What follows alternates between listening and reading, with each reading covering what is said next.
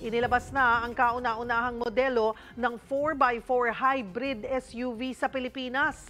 Para bigyan ng mukha ang balita, Mobile Journal, Ivan Tarinque. Sa panahon ngayon, naging necessity na ang pagkakaroon ng sasakyan. Lalo kung malayo ang trabaho o di kaya lugar na pupuntahan.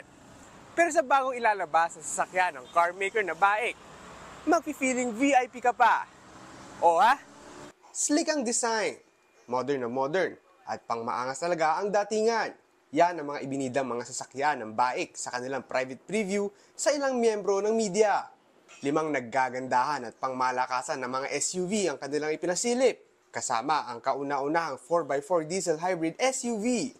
Akalain mo yun, kayang pumalag ng hybrid sa mga trails at off-road. Actually, one of them is a diesel hybrid, no? Which is, I think, the first among this category. Ipinakita sa event ang petrol-powered na BAIC X55 Verb at ang X7 Grandeza. Sa diesel variants naman, ipinagmalaki nila ang B40 Ragnar, B80 Wagon at ang kanilang diesel hybrid na SUV, ang B60 Beaumont. Ang presyo ng mga yan ay naglalaro mula 1.4 million hanggang 4.5 million pesos. Pero puno naman yan ng technology.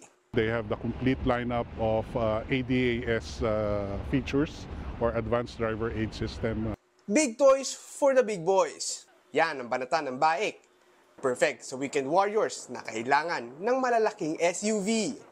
Swak na swak din sa mga young urban professionals na gusto ng maporma at pang CEO ang datingan. Sa ganda at tindig kasi ng porma ng mga sasakyan na iyan. Pati ako, kinilig noong unang ipinakita. May malaking touchscreen display, LED headlamps, napaka-aesthetic na panoramic sunroof. At for safety, mayroon din itong multiple airbags sa loob. Definitely be favorable to Filipino consumers, especially in the countryside where the 4x4s are really in full use. Sino ba ang may ayaw na maganda, maporma at technological advance na sasakyan? Pero atin pong tandaan na pag nagmamaneho, huwag init ng ulo ang pairalin.